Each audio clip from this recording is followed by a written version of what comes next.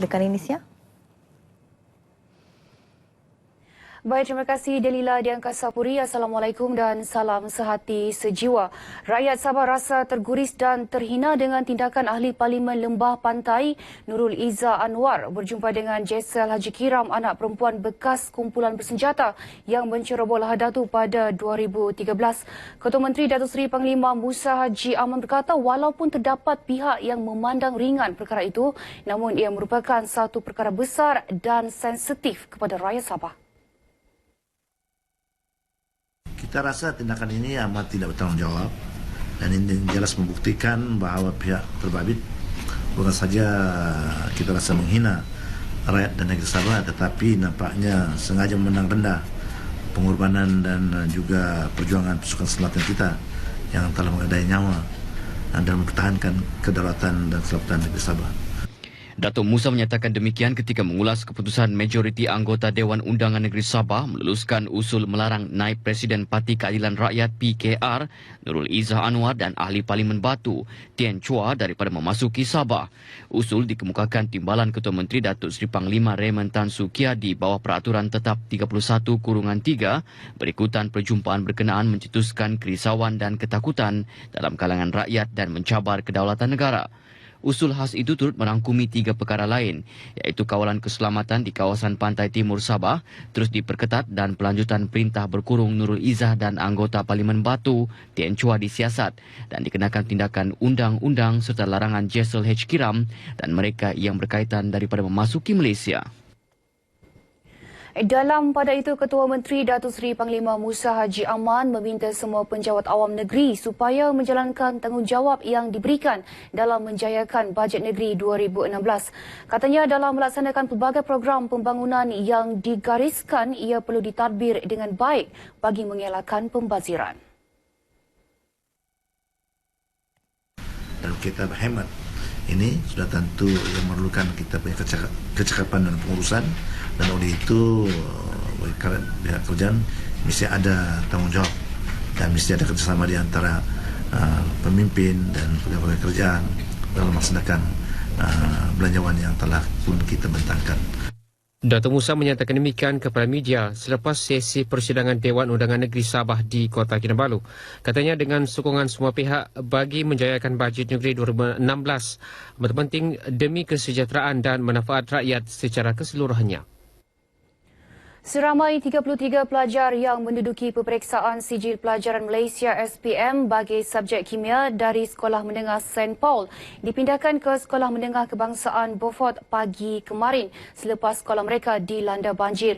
SM St. Paul yang merupakan sekolah terbaik di Beaufort dinaiki air sejak malam Rabu lalu. Kesemua calon dipindahkan oleh Jabatan Pertahanan Awam Malaysia JPAM, Jabatan Bomba dan Penyelamat JBPM serta ibu bapa masing-masing. Bagaimanapun mereka tetap bersemangat untuk menduduki SPM sungguh pun agak terkejut dengan situasi berkenaan. Kalau boleh lagi selesai job di sekolah sendiri kan, so kita sudah biasa dengan persekitaran sekolah. Tapi berlibatlah sudah banjir, paksa job di sini je lah.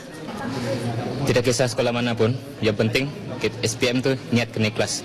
Jadi itulah yang membuatkan saya sentiasa berfikiran positif. Pengarah Pendidikan Sabah, Datuk Jem Alip, ketika meninjau keadaan banjir di Beaufort berkata, pihaknya telah memaklumkan setiap sekolah di Beaufort yang cenderung dinaiki banjir dan masih mempunyai calon SPM agar mengambil langkah perlu dan bersiap siaga untuk memindahkan pelajar mereka ke SMK Beaufort.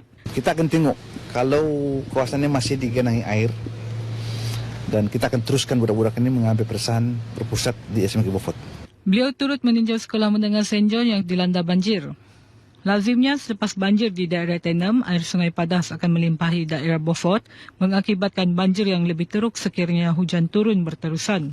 Sementara itu, Pegawai Daerah Beaufort Muhammad Syahid Othman berkata, 3 pusat pemindahan banjir telah disediakan walaupun belum ada mangsa yang dipindahkan. Pusat pemindahan yang kami telah pun sediakan ni ada 3, iaitu Dewan Baru, Dewan Pamusa dan Dewan SK Pekan yang kami telah sediakanlah. Menurut beliau, pihaknya juga telah membuat persediaan logistik termasuk makanan dan kelengkapan untuk kemudahan penduduk terjejas banjir.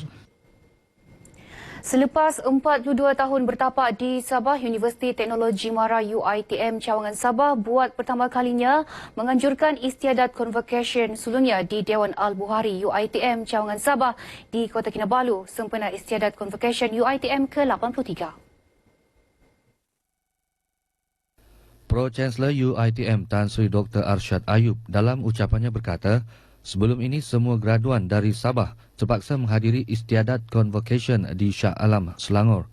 Selain menjimatkan perbelanjaan, langkah itu juga memudahkan urusan untuk mereka menghadiri majlis bersejarah itu.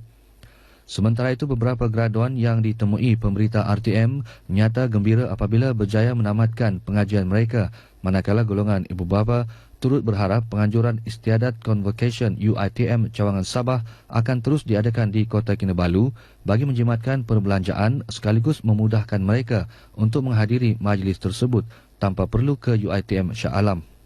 Memang patutlah sebab kalau di sebelah Shah Alam memang makan kos yang mahal. Rasa gembira lah sebab sudah 3 tahun lah belajar, jadi rasa gembira lah kalau sudah habis. Pertama kali diadakan ada satu kebanggaan bagi rakyat Sabah lah. Saya sangat gembira dan syukur kerana dapat diberi anugerah ANC. Kalau daripada dulu diadakan di sini, ramai yang rasa perasaan yang sama lah. Syukur alhamdulillah. Dapat keputusan yang bagus, dapat banggakan ibu bapa saya. Syukur kehadirat ilahi lah.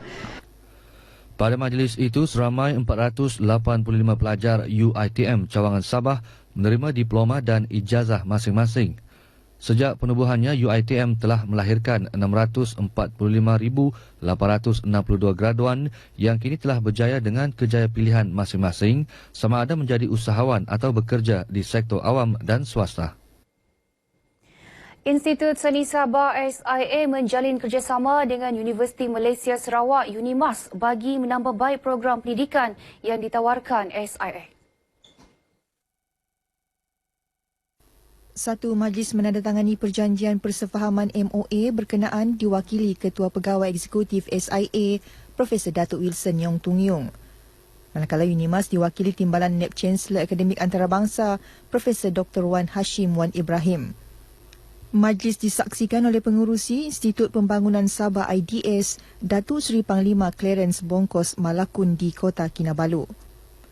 Bercakap kepada media, Profesor Wilson berkata adalah amat penting bagi pelajar di Sabah mempunyai alternatif mendapatkan pengajian yang berkualiti bagi mencapai impian mereka.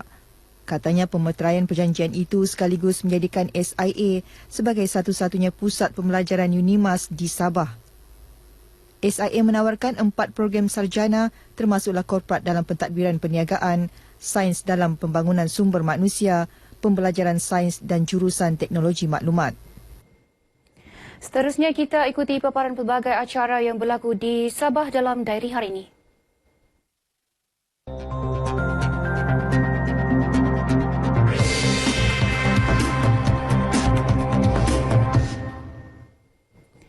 Baik, pada pukul 9 pagi ini akan berlangsung majlis berkatan beramai-ramai peringkat Dewan Undangan Negeri Dun Pantai Manis di Papar. Sementara itu, pada pukul 9.30 pagi akan diadakan perasmian pembukaan Karnival Orang Kurang Upaya OKU sempena sambutan Hari OKU peringkat Negeri Sabah 2015 di Oceanus Waterfront Mall, Kota Kinabalu. Pada pukul 7.30 malam pula, Majlis Perasmian Perhimpunan Agung Tahunan Perwakilan Pertubuhan Islam Seluruh Sabah usia ke-29 berlangsung di Menara Usia Wan Borneo, Kota Kinabalu. Baik, paparan itu mengakhiri bahan berita dari Sabah hari ini. Kembali kepada Dilila di Angkasa Puri. Silakan.